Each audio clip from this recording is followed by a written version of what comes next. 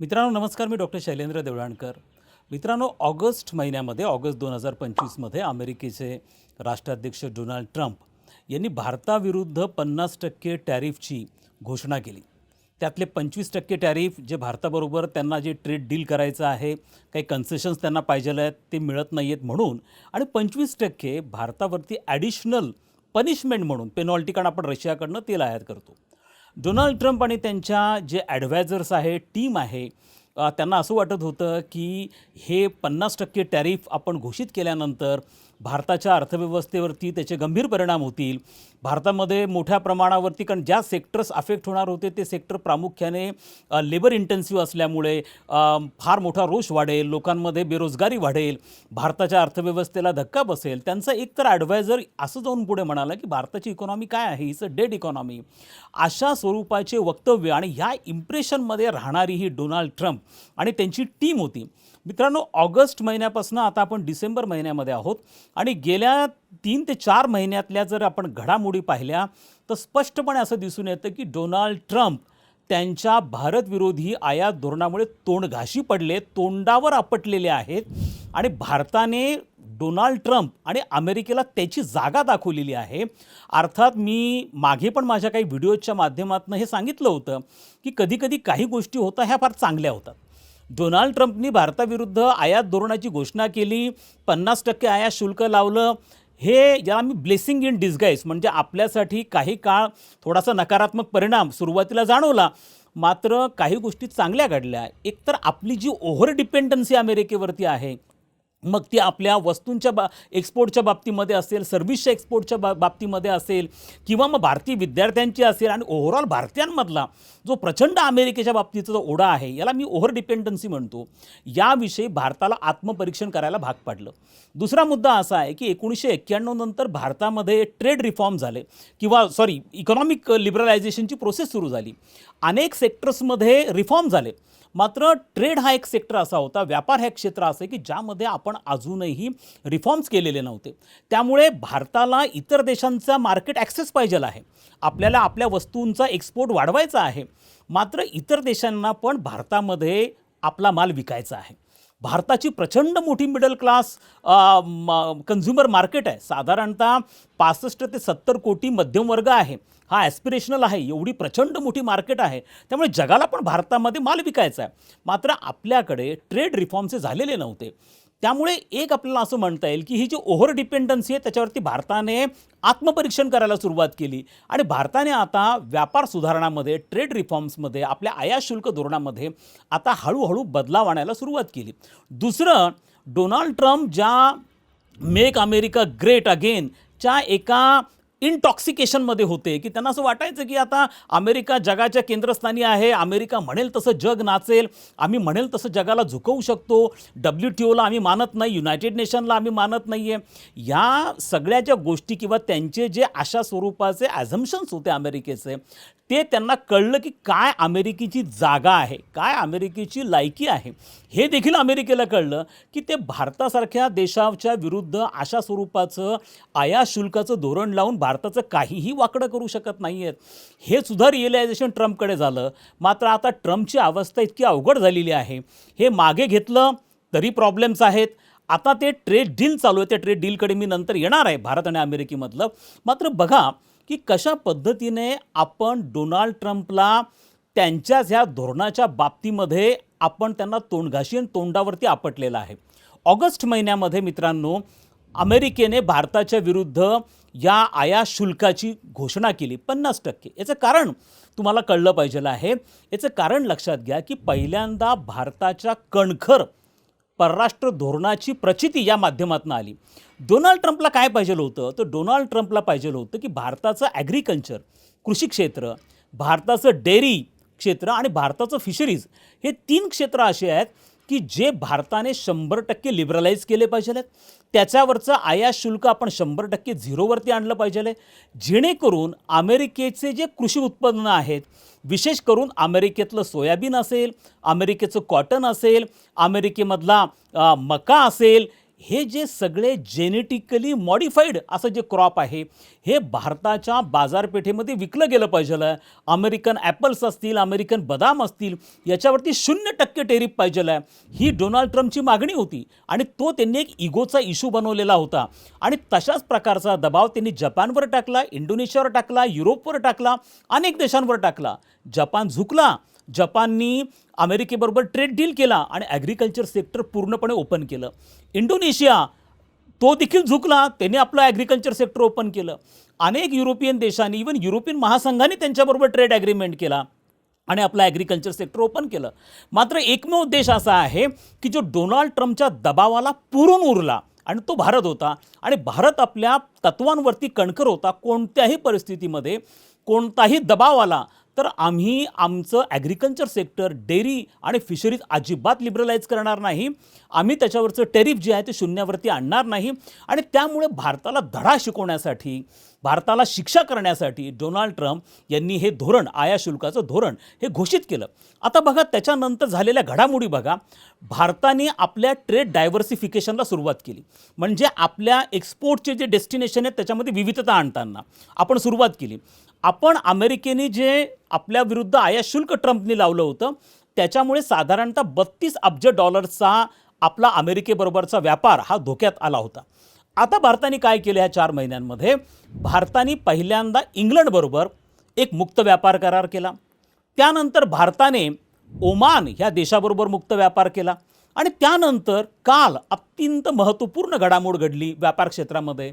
भारताने न्यूझीलंडबरोबर जी व्यापार चर्चा मुक्त व्यापारासाठी चाललेली होती गेल्या 9 महिन्यांपासून, त्याच्याची चर्चा पूर्ण झाली आणि भारत आता लवकरच न्यूझीलंडबरोबर मुक्त व्यापार करणार आहे.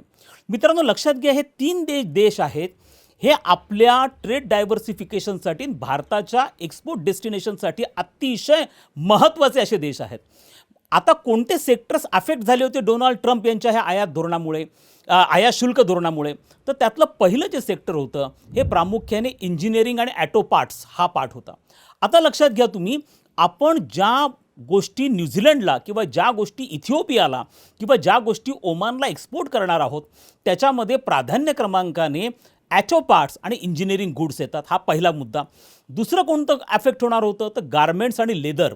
ह्या गारमेंट्स आणि लेदरमध्ये आपल्याला मोठं मार्केट ओमानमध्ये, इथिओपियामध्ये, इंग्लंडमध्ये आता प्राप्त झालेलं आहे. तिसरा मुद्दा जो होता त्याच्यातला पार्ट होता जेम्स आणि ज्वेलरीज.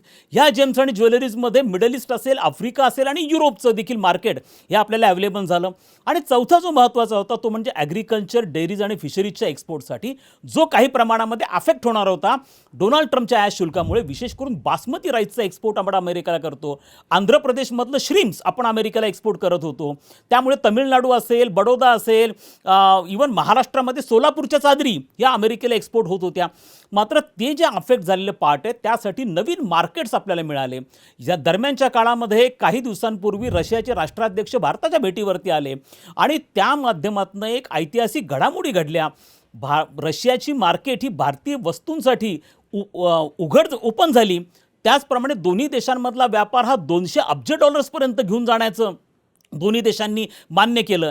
एवढंच नाही तर साधारणतः 30 लाख भारतीयांना पुढच्या 10 वर्षामध्ये रशियात रोजगार उपलब्ध होणार आहे. सिमिलरली न्यूझीलंडच्या बाबतीमध्ये जो काल करार झालेला आहे ज्याच्या माध्यमातून 99% ड्युटी फ्री ॲक्सेस हा भारतीय मालाला आता न्यूझीलंडमध्ये मिळणार आहे. सिमिलर पद्धतीने ओमानमध्ये झाला. यापूर्वी UAE बरोबर पण आपण फ्री ट्रेड ॲग्रीमेंट हा केलेला होता. मित्रांनो ह्या गोष्टी मी यासाठी सांगतो आहे तुम्हाला की याच्या माध्यमातून आपला जो एक्सपोर्ट आहे हा गेल्या 3 महिन्यांमध्ये कमालीचा वाढलेला आहे. आणि मी तुम्हाला ते आकडेवारीत आता सांगतो की ऑगस्ट महिन्यापासून तर आपण नोव्हेंबर महिन्यापर्यंतचा जर विचार केला तर मित्रांनो लक्षात घ्यायचं सगळ्यात मोठं उदाहरण किंवा याची प्रचिती कशा पद्धतीने येऊ शकते की आपला व्यापार, आपला इम्पोर्ट जो आहे तो कमी झाला आणि एक्सपोर्ट वाढलेला आहे. मित्रांनो ऑक्टोबर महिन्यामध्ये भारताची जी व्यापार तूट होती ज्याला ट्रेड डेफिसिट असं म्हणतात ही साधारणतः $41 अब्ज एवढी होती. नोव्हेंबर महिन्यामध्ये म्हणजे एकाच महिन्यामध्ये तिच्यामध्ये जवळपास $16 अब्ज घट झाली आणि ती आपण $25 अब्ज वरती व्यापार तूट आली. ही $16 अब्ज घट का झाली? कारण भारताने इम्पोर्ट कमी केला 3 प्रॉडक्ट्सचा. पहिला गोल्ड, दुसरं ऑइल आणि तिसरं कोळसा. या तिघांचा इम्पोर्ट आपण कमी करून टाकला.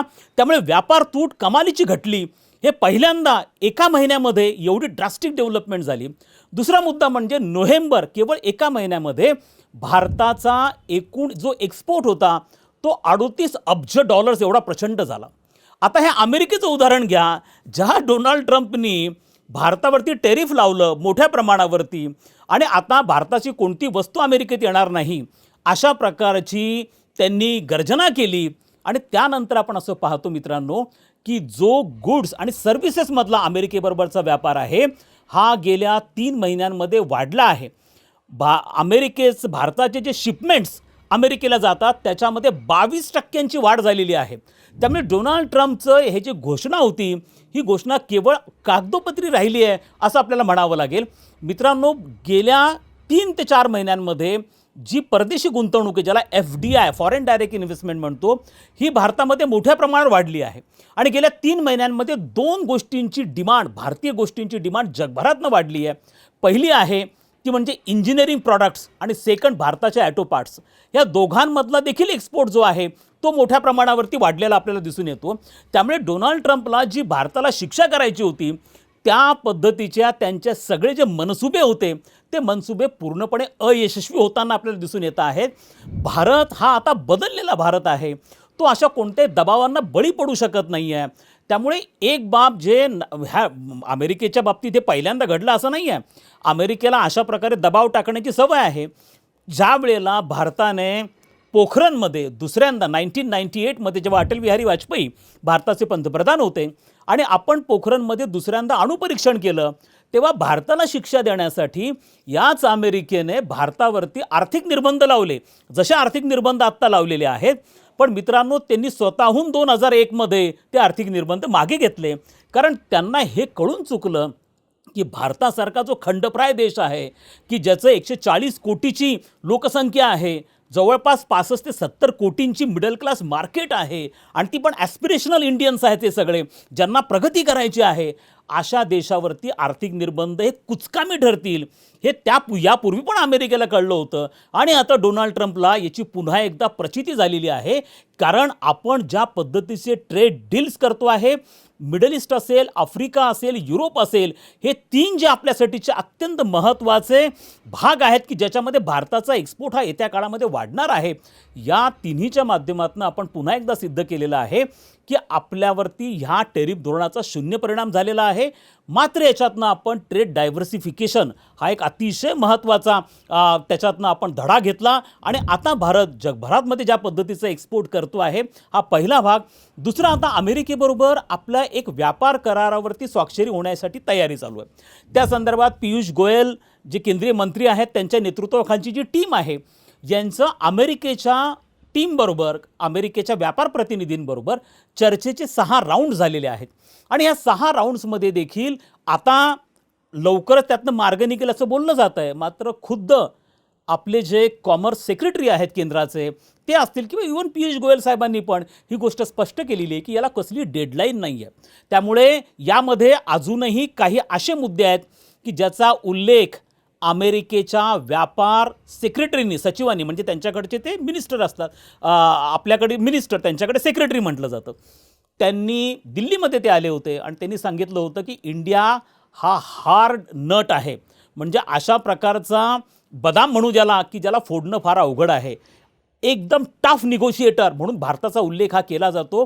कारण मित्रांनो, हे लक्षात घ्या, अजूनही आपण ॲग्रिकल्चर, डेअरी आणि फिशरीजवरती कॉम्प्रोमाइज करायला तयार नाही आहोत, हा सगळ्यात कळीचा मुद्दा. आणि ज्या 3 देशांचा मी उल्लेख केला मित्रांनो, इंग्लंड असेल, ओमान असेल किंवा न्यूझीलंड असेल, ज्यांच्याबरोबर आपण फ्री ट्रेड ॲग्रीमेंट केला, आवर्जून लक्षात ठेवा, आपण ॲग्रिकल्चर सेक्टर, फिशरीज आणि डेअरी प्रॉडक्ट्स हे आपण लिबरलाइज केलेले नाही आहे, त्यांच्यावरची इम्पोर्ट ड्युटी आपण डाऊन केलेली नाही आहे, हे अत्यंत कळीचा मुद्दा आहे. त्यामुळे आपले शेतकरी असतील, दूध उत्पादक असतील किंवा माशांचा व्यवसाय करणारे असतील, मत्स्य उत्पादन करणारे असतील, या सगळ्यांचे इंटरेस्ट जे आहेत ते प्रोटेक्टेड राहिलेले आहेत. हे आपल्याला आवर्जून विसरून चालणार नाही आहे. भारत काय आहे हे पुन्हा एकदा भारताने जगाला सिद्ध केलेलं आहे.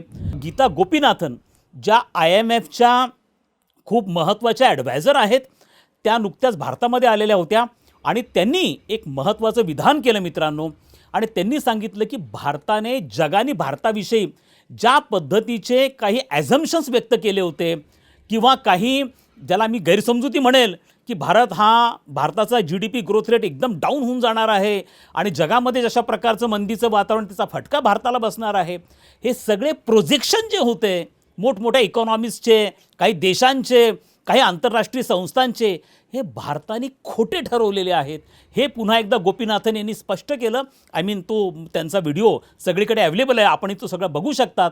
या गोष्टींवरनं हे गोष्ट सिद्ध होते आहे की आपण आता आपला जो मार्च चालला आहे, आपला जो प्रवास $10 ट्रिलियन इकॉनॉमीच्या दिशेने जो चाललेला आहे मित्रांनो, तो भारताची प्रगती ही अनिवार्य इनडिस्पेन्सेबल ज्याला म्हणतो, ही न टाळता येण्यासारखी आहे.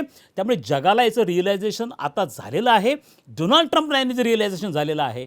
आता आपण फक्त वाट बघतो आहोत की औपचारिक घोषणा डोनाल्ड ट्रम्प कधी करतील की हा ट्रेड डील झाला आहे आणि आम्ही भारताविरुद्धचं जे आम्ही शुल्क वाढवलेलं आहे ते आम्ही डाऊन करतो आहोत. यापूर्वी अमेरिकेने हे केलेलं होतं. 1998 ज्याचा उल्लेख मी केला, 2001ला स्वतःहून अमेरिकेने आपल्यावरती लावलेले आर्थिक निर्बंध मागे घेतलेले होते. मित्रांनो, इतिहासाची पुनरावृत्ती पुन्हा एकदा होणार आहे. लवकरच तो दिवस येईल जेव्हा डोनाल्ड ट्रम्प याची घोषणा करतील की आम्ही भारतावरती लावलेलं आयात शुल्क मागे घेतो आहोत.